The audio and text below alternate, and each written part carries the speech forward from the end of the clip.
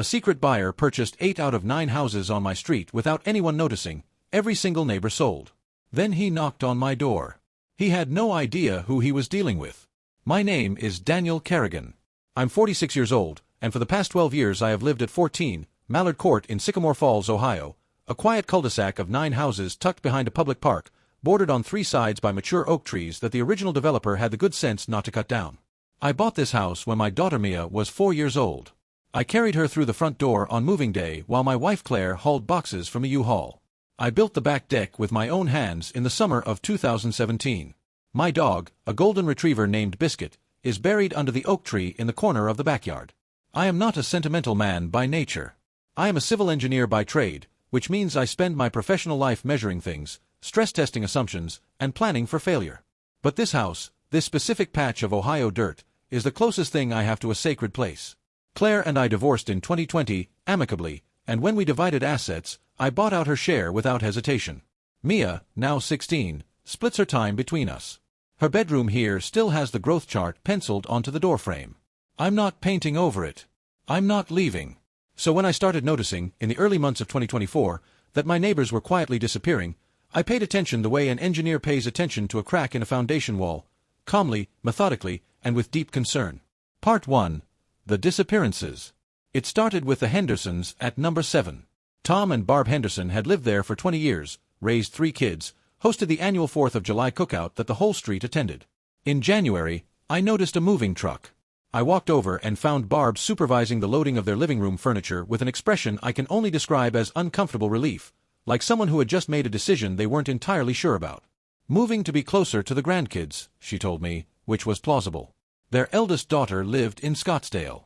But there was something rehearsed about the way she said it, and Tom barely made eye contact when he shook my hand goodbye. By March, 4 more houses had turned over. The Okafor family at number 3, gone. The retired couple at number 11, the Blanchards, gone. Marcus Webb at number 5, a single guy in his 30s who had just finished renovating his kitchen. He left so quickly he didn't even say goodbye in person, just sent a text.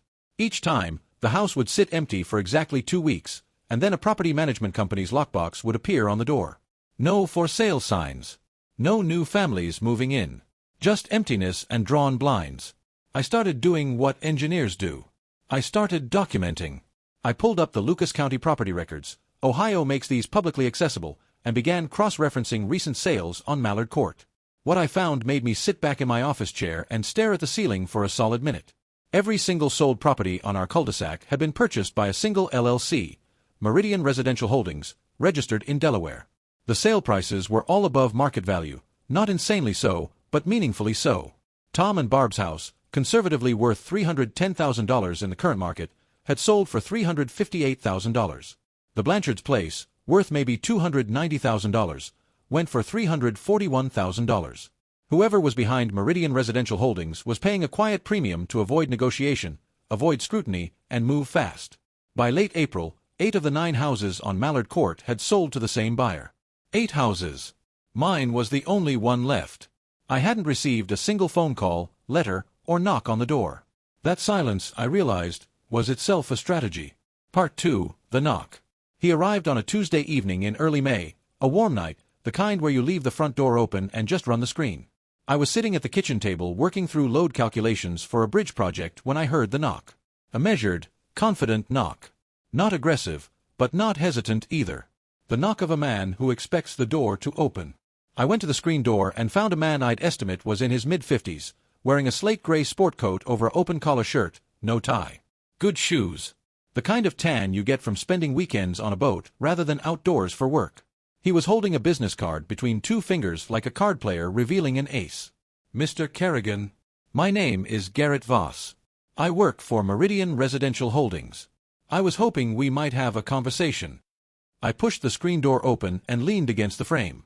I did not invite him in. I know who you work for, I said. I pulled the county records 2 months ago. Something shifted in his expression, the practiced ease recalibrating itself slightly. Then you probably have some questions. I have a complete picture, I said. You bought 8 houses on this street. You want mine. You're going to tell me this is a fantastic opportunity for me and make an offer that's above what Zillow says my house is worth. Is that roughly the script? He smiled, and to his credit, It was a genuine smile rather than a defensive one. "You're an engineer, right? Tom Henderson mentioned you when we spoke. What does Meridian want with a 9-house cul-de-sac in Sycamore Falls?" "I'm not at liberty to discuss the development specifics until we're further along in." "Then we don't have much to talk about," I said pleasantly. He pivoted smoothly. "Mr. Kerrigan, we're prepared to offer you $475,000 for the property." He paused to let that land. My house, by any reasonable estimate, was worth $330,000 to $345,000 at peak. He was offering nearly $135,000 over market. That's a cash offer, 30-day close, no inspection contingencies. I looked at him for a moment. "I appreciate you coming by, Mr. Voss. I'll think about it." "Of course. Take your time." He handed me the business card. "I'm in town through Friday." I watched him walk back to a silver Lexus parked at the curb, parked directly in front of what used to be Marcus Webb's house, and I went back inside and did what I always do when I need to think clearly. I made a pot of coffee, sat down at the kitchen table, and started a new document. At the top, I typed, "What does Meridian Residential Holdings actually want?" Part 3, the research. I want to be clear about something. My first instinct was not anger.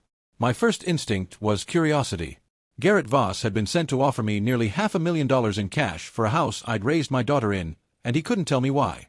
That asymmetry of information is something I find professionally offensive. In engineering, you don't design a structure without understanding the loads it will carry. You don't make a decision without understanding the forces at work. So I started pulling threads. Meridian Residential Holdings, LLC, was incorporated in Delaware, standard practice for real estate entities that want to minimize disclosure requirements. But Delaware incorporation doesn't mean Delaware operation. The registered agent was a firm in Columbus. I noted that. I called my friend Pete Sawicki, who works in commercial real estate development in Cleveland, and described what I'd found without naming the company. Within 24 hours, Pete called back with an interesting observation. The acquisition pattern I was describing, a quiet buyout of an entire residential cul-de-sac, premiums paid, no public listings, was characteristic of what developers do when they're aggregating land for a project that requires a specific footprint. Usually commercial development. Sometimes a large residential complex.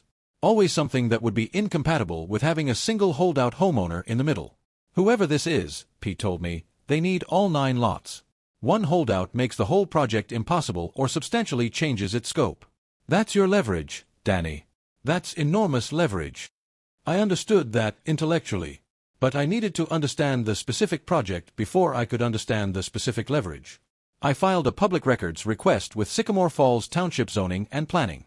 Under Ohio's Public Records Act, they were required to provide responsive records within a reasonable time. I requested all pre-application meetings, zoning variance requests, or developer consultations involving properties on Mallard Court going back 3 years. Then I waited. And while I waited, I started making calls to my former neighbors. Update 1. What my neighbors told me. Tom Henderson picked up on the second ring. He and Barb were settled in Scottsdale and seemed genuinely happy, which I was glad about. But when I asked him about the sale, he went quiet for a moment. "They approached us in November," he said. "A woman named Sandra something, very professional, very nice. She said Meridian was assembling a portfolio of properties in the area and that they were offering above-market prices for homeowners who wanted to move on. She mentioned that if enough neighbors sold, the neighborhood dynamic would change significantly. You know, property management instead of owner-occupants, eventual redevelopment, and that it might be better to get ahead of that."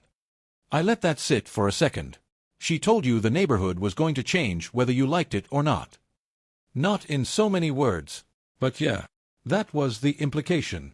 I called Marcus Webb next. He was living in an apartment in Columbus, which surprised me. Marcus had put serious money and sweat equity into his renovation. He sounded tired when he answered. "Honestly, Dan, they came at a weird time. I'd just gone through a rough patch, some credit card debt, and the cash offer was just, it solved a problem. I don't regret it exactly, but I didn't really think it through." "Did they pressure you?" He paused. "They implied that the neighborhood was going to be surrounded by commercial development and that single-family values would take a hit. Looking back, I don't know how much of that was true. I got similar stories from 2 other former neighbors I reached. In each case, Meridian's representatives had made the offer seem like a rescue from a looming problem, a problem that Meridian itself was creating. They had manufactured uncertainty, sold people on a threat they themselves controlled, and then collected the properties at a premium that felt generous but was almost certainly a fraction of what the assembled land parcel would yield. This was not illegal. It was, however, deeply cynical. And it told me everything I needed to know about how Garrett Voss and Meridian Residential Holdings operated. I now knew I was not dealing with a straightforward developer making honest offers.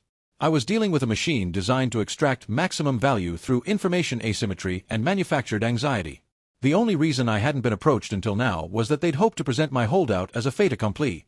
Everyone's gone, you're alone, take the money. They had miscalculated. Engineers are not good targets for manufactured anxiety. We live with uncertainty calculations for a living. Update 2. The zoning records. The public records response came back 18 days after I filed a request, faster than I expected.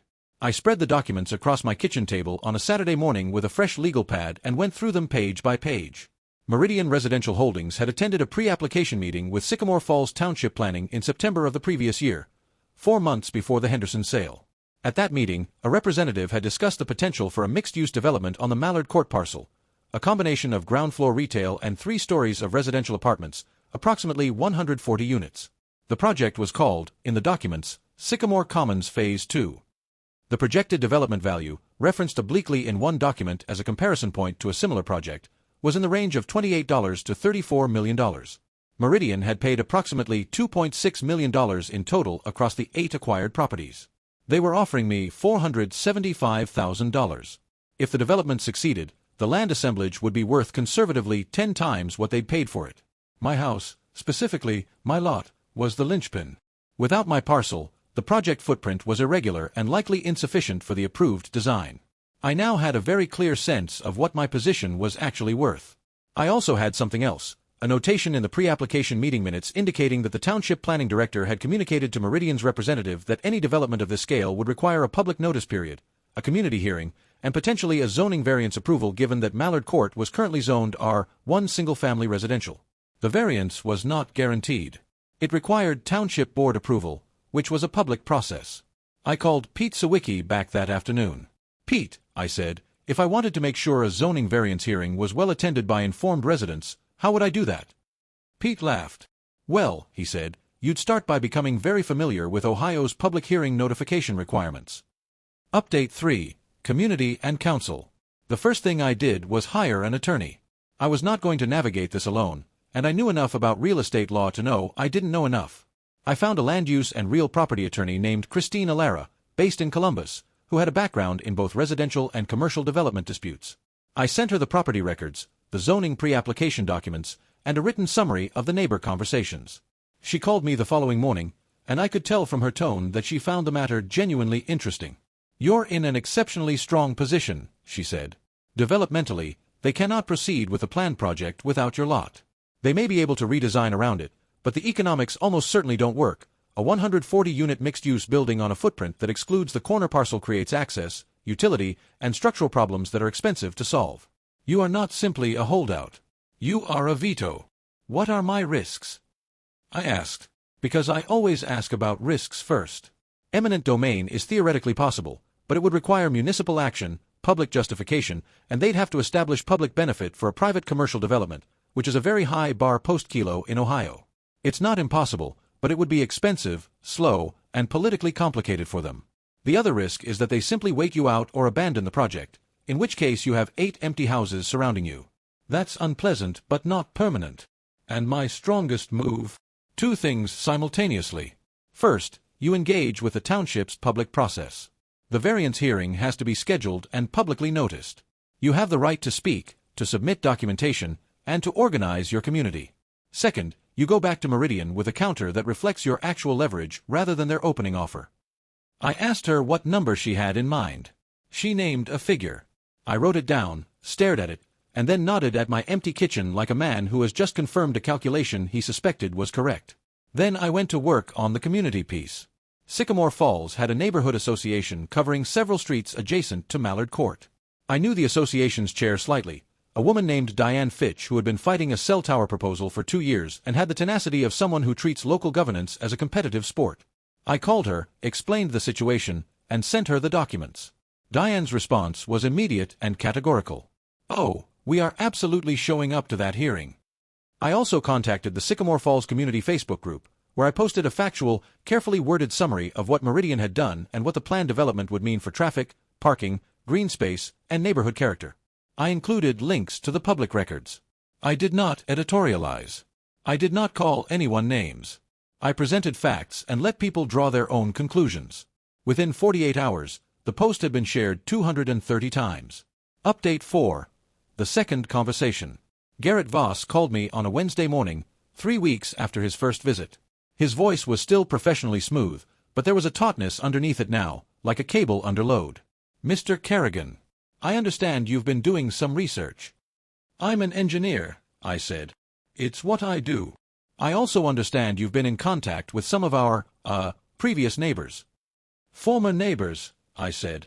They're my neighbors, not yours. You own the properties.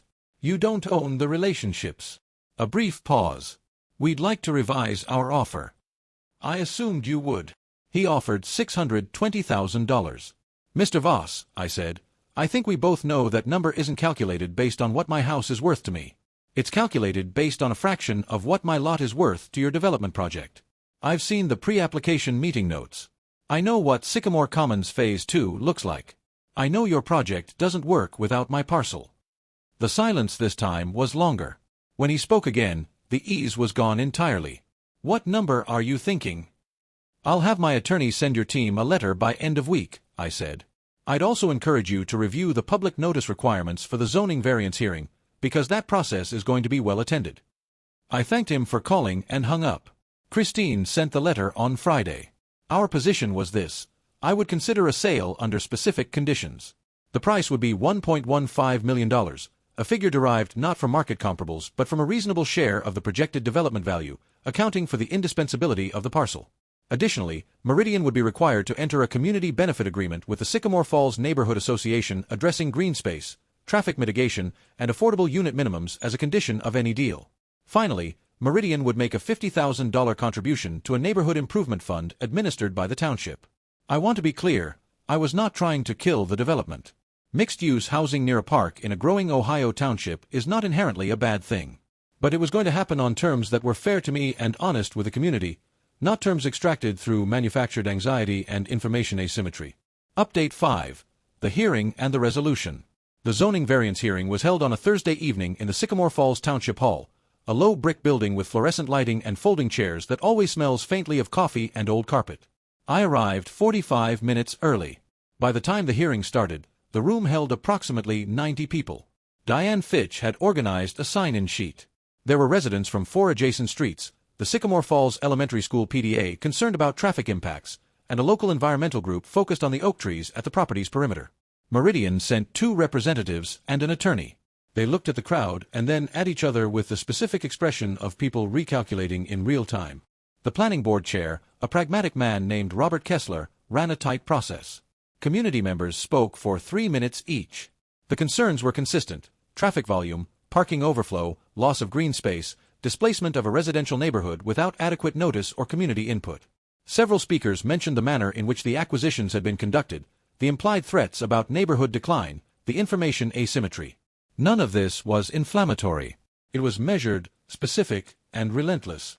I spoke near the end. I kept it brief and technical. I presented a 1-page summary of the traffic impact modeling I'd done using publicly available Ohio DOT methodology, showing that the proposed development would add approximately 840 vehicle trips per day to roads already operating at 78% of capacity during peak hours. I presented it the way I present engineering findings: data, methodology, conclusions, recommendations. No drama. When I sat down, Diane leaned over and whispered, "That was devastating." The board voted 4-1 to table the variance application pending a full traffic study and community benefit review. This was not a denial, it was a delay, with conditions. But it was enough. Garrett Voss called Christine the following morning. By the end of that call, Meridian had agreed to a meeting. Resolution. We met in a conference room at Christine's Columbus office, neutral territory. Voss brought the Meridian project lead, a woman named Patricia Holm, who turned out to be sharper and more straightforward than Voss and who, I suspected, was unhappy about how the Mallard Court acquisition had been handled. She had the look of someone cleaning up a situation she'd inherited rather than created. The negotiation took 4 hours. I will not pretend it was easy or that I held every card. I didn't. Meridian had resources, patience, and options I didn't fully know about. But Christine was excellent. I had legitimate leverage, and Patricia Holmes seemed genuinely interested in reaching a workable resolution rather than a protracted fight. The final terms. My property sold for $975,000, below my initial ask but substantially above Meridian's revised offer, and more than enough to buy an equivalent house in Sycamore Falls and invest the remainder comfortably. More importantly, the community benefit agreement was real and binding. A minimum of 15% affordable units in the development, a $75,000 contribution to a township green space fund, preservation of the 12 mature oaks on the property perimeter, and a traffic mitigation plan approved by an independent engineer before construction could begin. I signed the papers on a Tuesday afternoon in late September, almost exactly 5 months after Garrett Voss first knocked on my door. Before I left Christine's office, Patricia Holmes asked me, not in a hostile way, but with genuine curiosity, why I hadn't just taken the original $475,000 offer. Because I didn't know what I was selling, I said. I make it a rule not to sell anything until I understand what it's worth. She nodded slowly. I think she respected that. Epilogue. Moving day was in November. Mia helped me take down the growth chart doorframe. We didn't paint over it. We unscrewed the entire section of doorframe and she carried it to the moving truck herself. It's currently leaning against the wall of her new bedroom, 11 minutes away on the west side of Sycamore Falls, in a 1940s colonial with better bones than the Mallard Courthouse and a backyard that needs serious work. I am already making plans for the backyard. I planted a small oak sapling in the corner, in a spot that gets good afternoon sun. Biscuit is still under his tree on Mallard Court, which I made sure to specify in the sale agreement. His marker stays, and the development plan shows it on the landscaping schematic, preserved within the green space corridor along the eastern boundary. That mattered to me more than I could explain to a real estate attorney, so I didn't try to explain it. I just made sure it was in writing.